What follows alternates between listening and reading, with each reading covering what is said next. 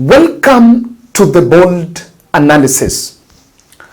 One of the video concepts that has been in my desk for the last 3 days has been in question form.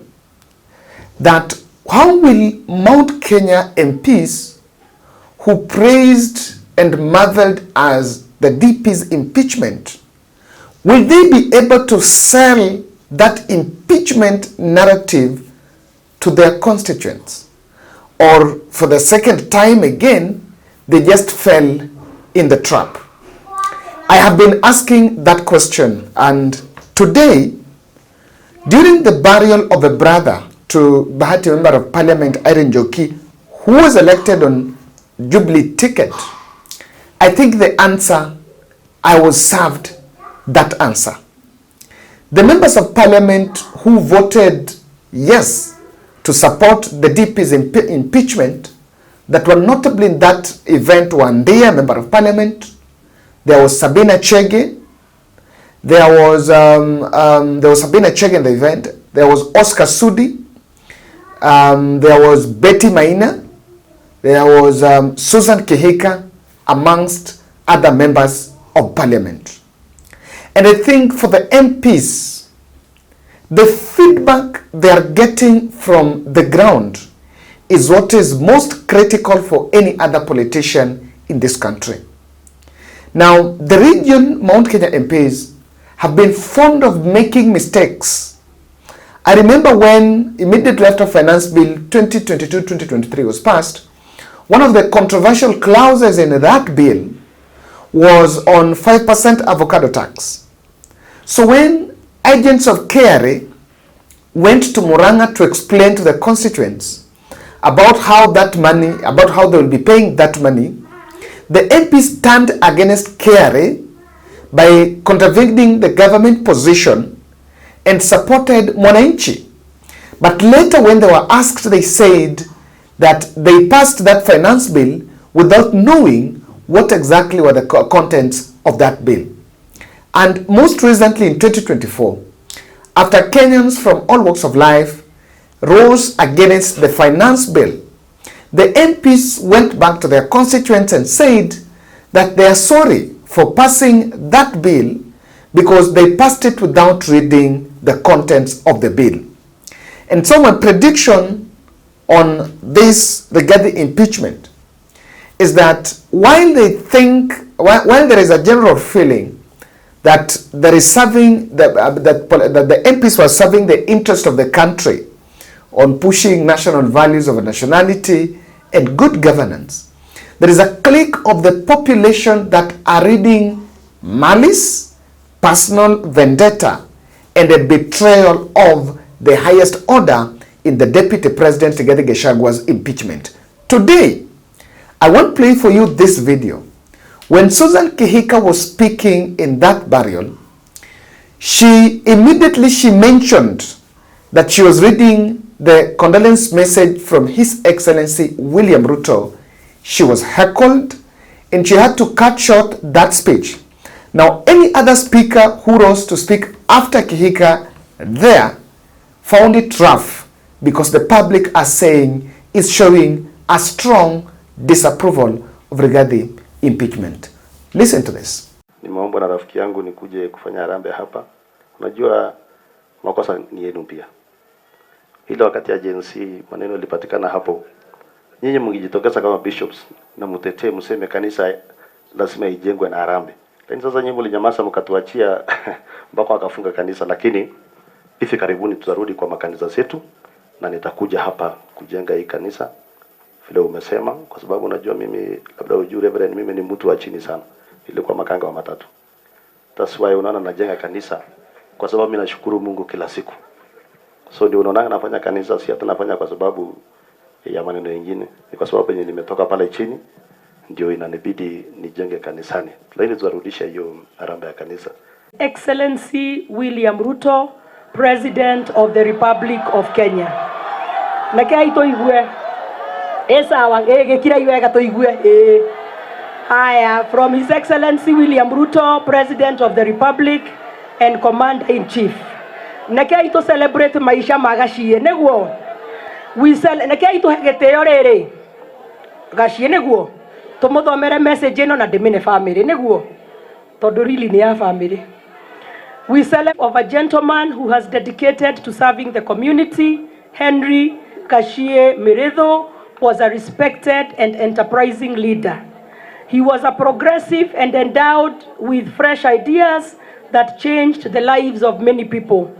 He will best be remembered for being hardworking, being kind and amiable. We honor the great life that he led and the many memories that he leaves with us.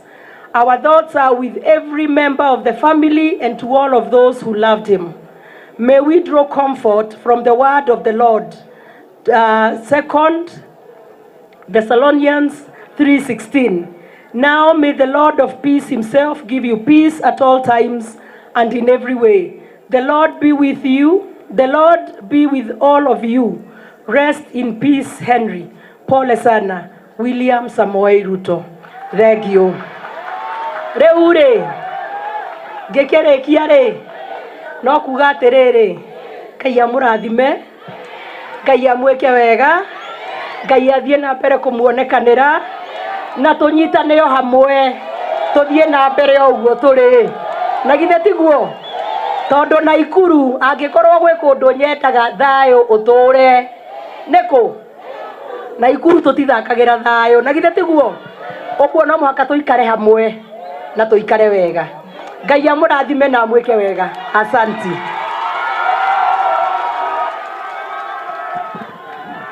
Na tumekuja hapa kwa sababu tuko na huzuni. Ndugu yetu hapa Henry ametuacha, na Biblia huwa inatuambia we mourn with those who mourn and we rejoice with those who rejoice. So tumekuja hapa ndio tuweze kuomboleza na nyinyi wote na familia hii na wananchi wa kaunti ya Nakuru. Nikimalizia niseme mimi nimetoka mahali inaitwa Ndia pale Kirinyaga, na nikiwa pale Parliament huwa tunafanya na viongozi wenzangu hapa, nikiwa chairman wa transport, na kwa sababu rais hakuja, ningetaka kusema ya kwamba serikali ya Rais William Ruto inajitahidi sana kuhakikisha ya kwamba barabara zote hapa Kenya, sana sana zile barabara zimekwama kidogo,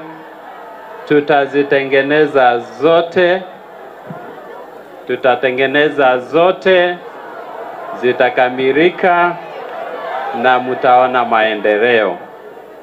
Kwa hivyo nitafikisha hapa. Nimeona mmefurahia sana na Bwana Yesu awabariki. Ngai ni mwega na hindi ciothe. Kahere ndwigire kuri ondo na ihinda riaguo. Ni kujeta ujete mwathi ukajera dige mothe mathe. Tumumiririe tumwire mikuru yarika na irema shaneneha Deithia Ngai wakwa ndikanorere kuo. No ngakena muno ni undu wa Bible itu. Itwiraga hindi wathoma ibuku ria Isaya ati hindi ndarwa muno wa ruguru kana worio ngaigua ni njiguaga thauti gakinjira this is the way, walk in it. Koguo ndenda kuga tikage twihariirie tugutie mundu uyu muthenya ke wake. Ndikwenda kwaria maundu maingi tondu na ndigekoragwo guku ni ngoragwo Tanzania. Riu mungejuria ndeto cia Tanzania, Arusha, Somali, icio ndecio ndeto iria njekaga ate menyaga no cia guku ri njukaga gucera. So ladies and gentlemen, this is what Wanjiku is saying, and Wanjiku is not hiding their emotions from the politicians.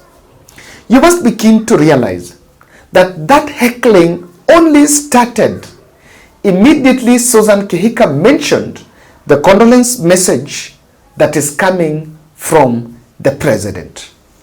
And also, just on that same breath, you will be reminded that the president has been silent on the deputy president's impeachment. That is the truth.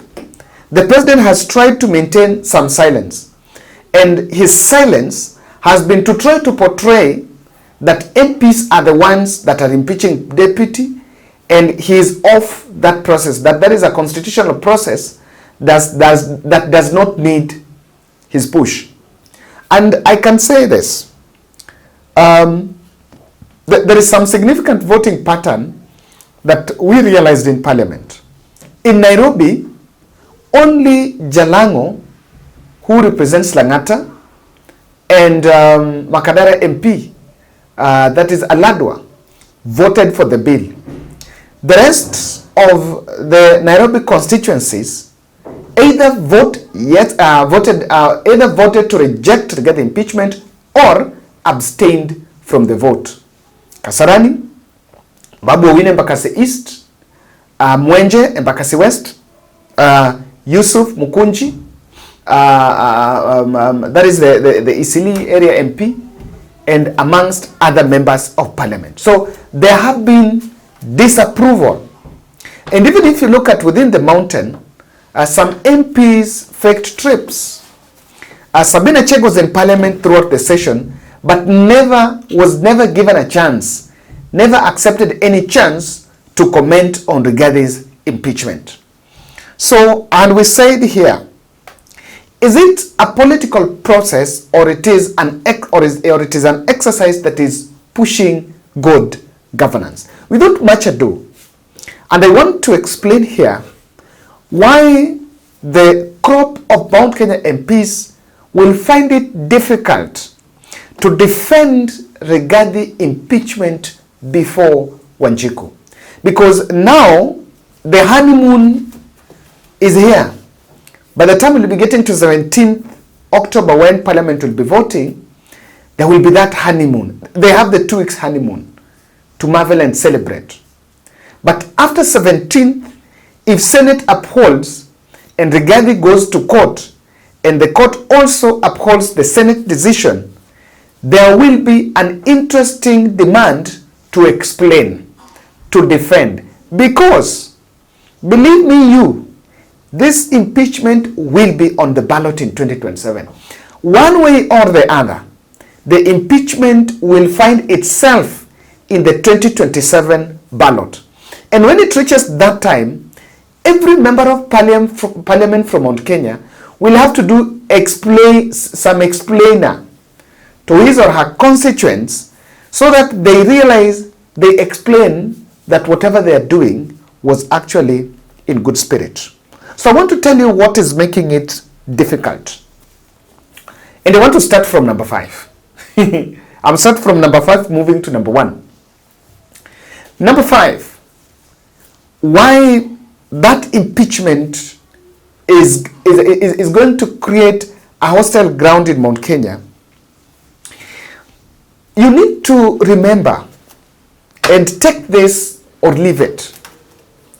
The reason why William Ruto picked a deputy president was from Mount Kenya was after campaigning. Yes, William Ruto went to Mount Kenya through the church and he campaigned.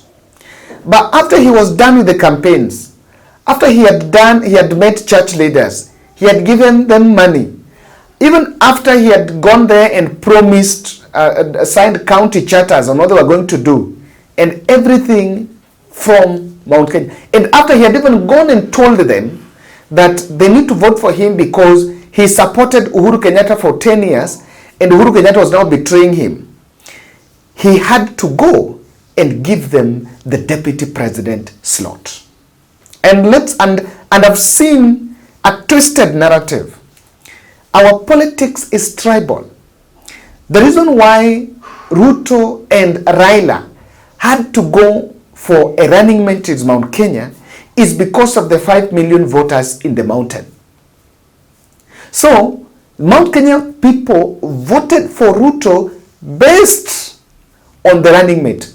If Ruto would have not picked a running mate from Mount Kenya and say that, I've sold for you the Hustler Nation, so you guys have bought the Hustler Nation, you know, I'm going to give you deputy the majority leader, you know, all that. He would have said all that. But without giving them the running mate position, it would not have been easy. The opponent, Raila Odinga, would have scooped more votes. In fact, they would have picked Karua over Karua ticket, or Karua Raila ticket over that of Ruto.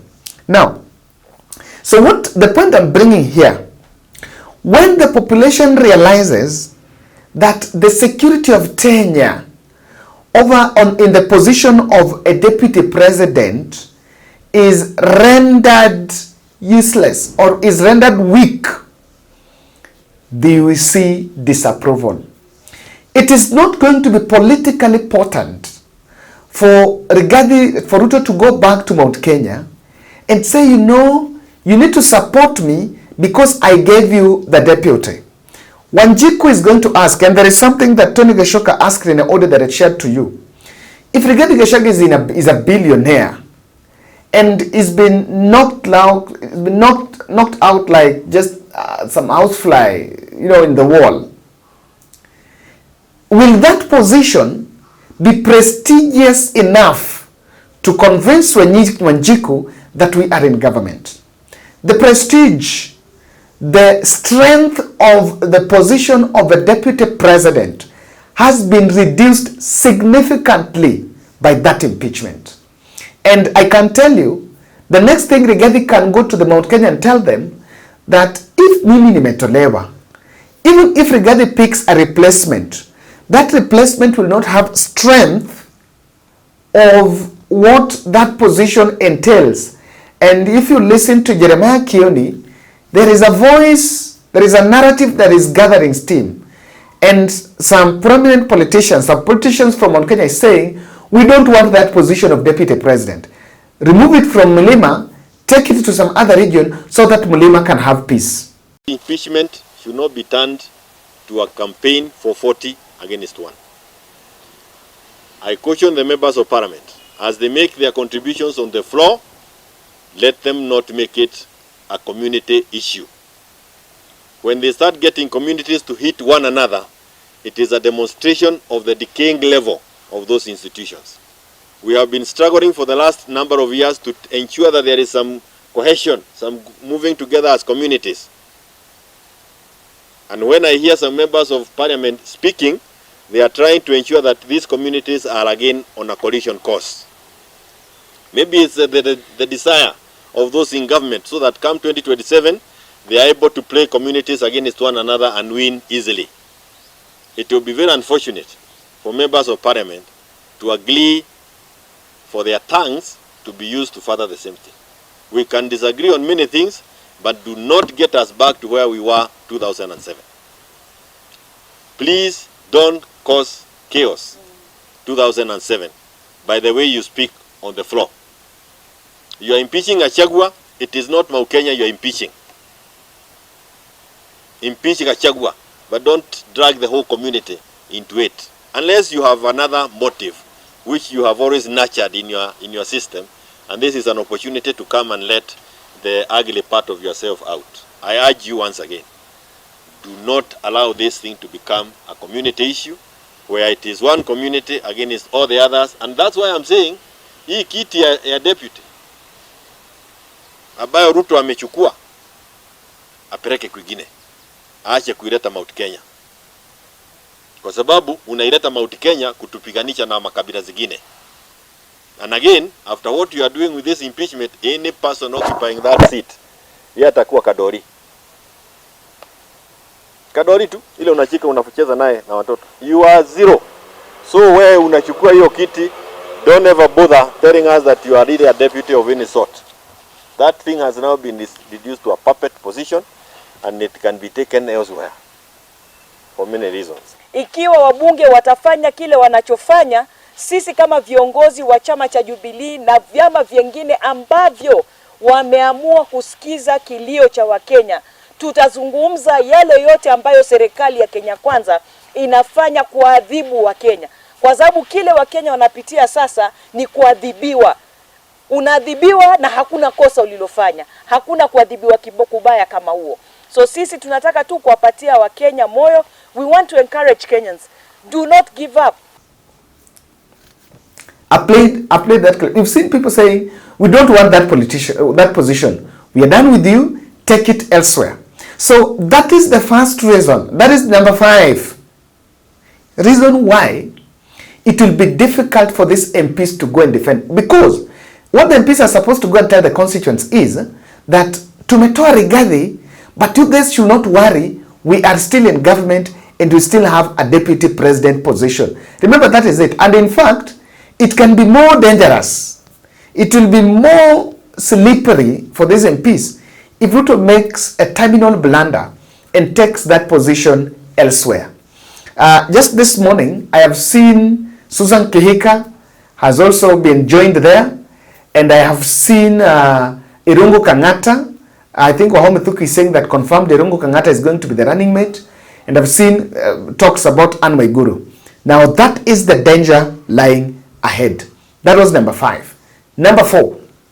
I said I'm starting from number 4, number 5 to number 1. So I've given you the number 5 reason is lack of security of tenure in that position, and it has now rendered that position weak. The number 4 reason is the replacement could be seen as the Rigathi replacement by William Ruto, looking at the names that have been dangled around, could be seen as the president was looking for a weak candidate. And in fact, what many MPs wants to tell Wanjiku as a push for good governance can as well be seen, can as well project Rigathi as a man who was fighting for the interest of Mount Kenya. I want you to listen to Gathero Mushomba. Then I want you to listen to her presentation in Parliament when she said that everyone was born somewhere and Rigathi was just fighting for his people. So, there are 2 things involved in it. And I want to use the charge on, I want to use some 2 charges leveled against the Deputy President to execute this point. There is one charge that Rigathi contravened a government position on displacement of people living along Nairobi River. And the other one, there is a charge of Rigathi Gachagua interfering with the Nairobi operation when he called out Sakaja on that move to move out those Wakulima traders. Those 2 are charges. Much as the movers of the motion are using them to project Rigathi as a man who is against Kenya Kwanza administration ideals.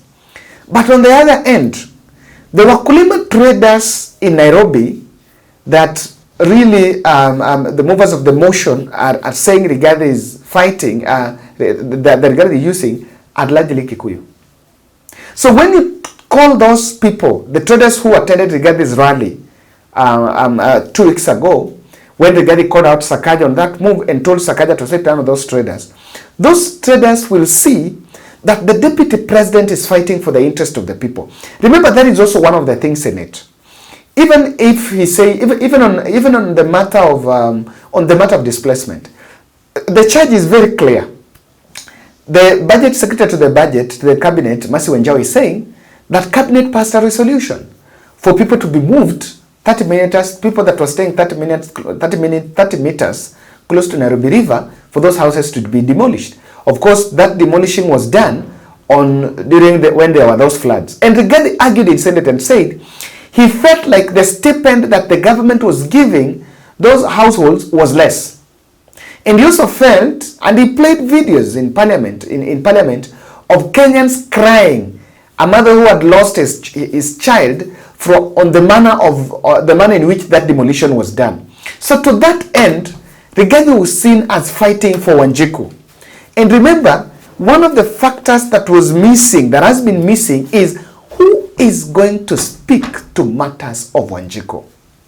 Look at displacements and disappearances.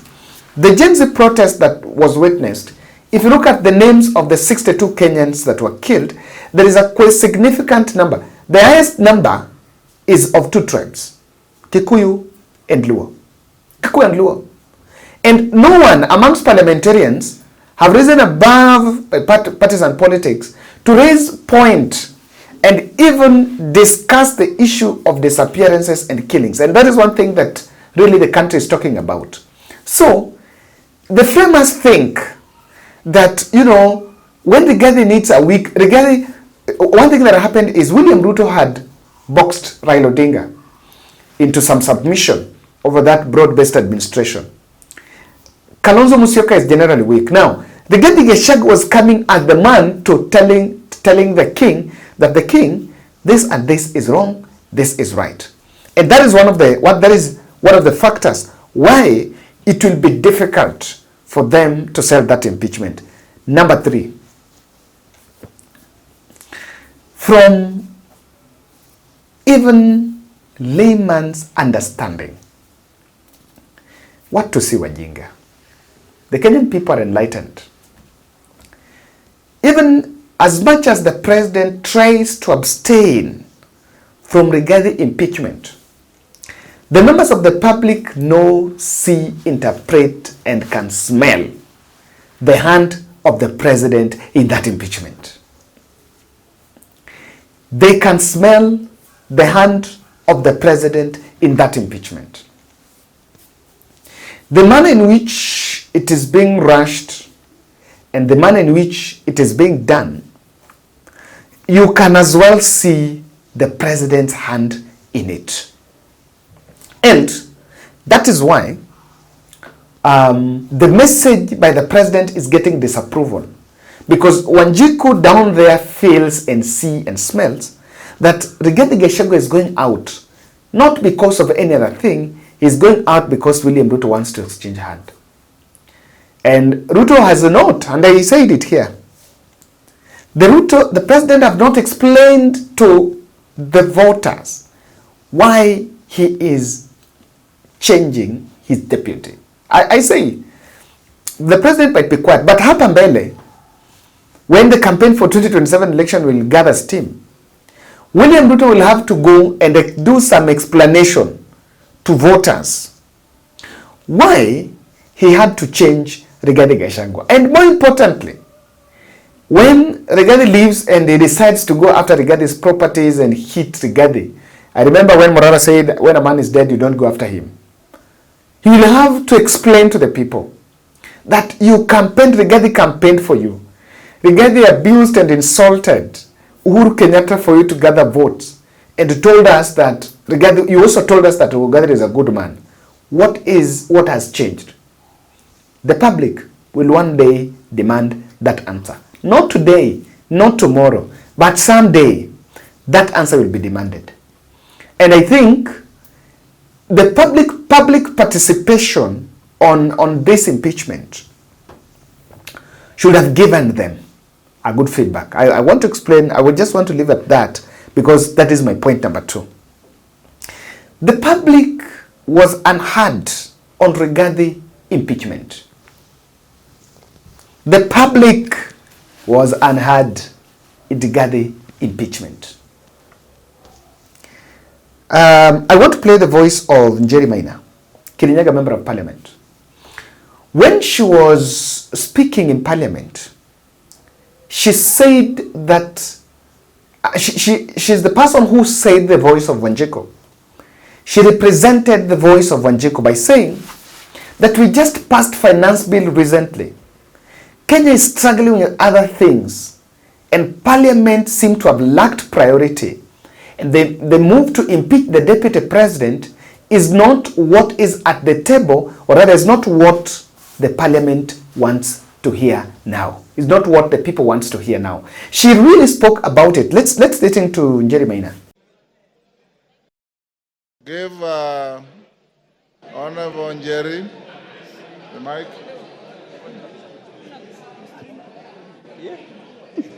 Thank you, Honorable Speaker. I rise to vehemently oppose this motion on behalf of the great people of Kirinyaga. Honorable Speaker, it begs the question, does it not prick our conscience as a House that barely 4 months after passing the grossly unpopular finance bill, which the President himself refused and declined to assent to, that we're here discussing an impeachment motion of the Deputy President of the Republic of Kenya? Honorable Speaker, the young people of this nation unequivocally told us to fix high unemployment levels among the young people, gross corruption at all levels of government, accountability issues in regard to leadership, our ailing healthcare sector, among other things. Honorable Speaker, many young people died on that day, Honorable Speaker. Several others to date are still missing, Honorable Speaker. It begs the question, the priorities we have as a 13th Parliament. Honorable Speaker, the motion before us is frivolous, it is baseless, it is lacking in substance. It is nothing but a shambolic political scheme to hang the truthful man for merely being truthful. Honorable Speaker, we must redeem the 13th Parliament, Honorable Speaker. We must ensure that we give... Kasheri, take your seat. Yes, Donya. Give Donya the mic. Hold, Jerry, you have about... Yeah. Thank you, Mr. Speaker.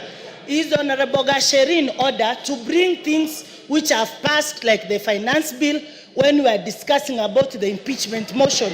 Those... And Kasheri is my friend, but this one you are wrong, my dear. We are discussing about the impeachment of Gachagua, not finance bill. Let the foregone be the foregone.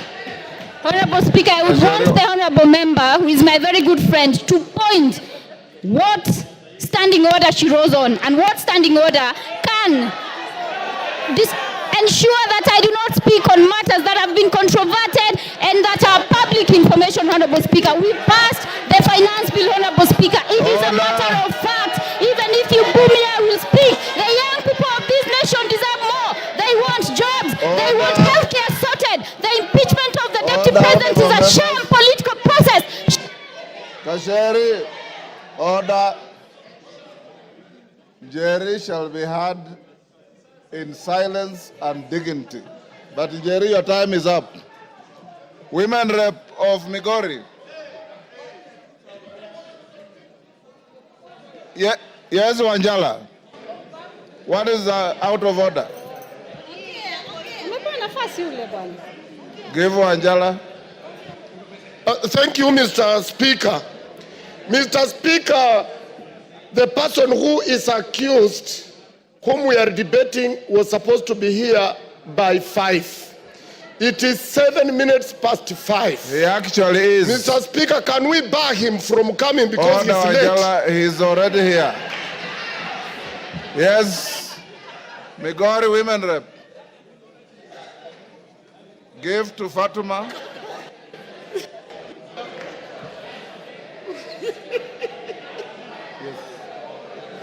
I look for you to speak. You had gone out.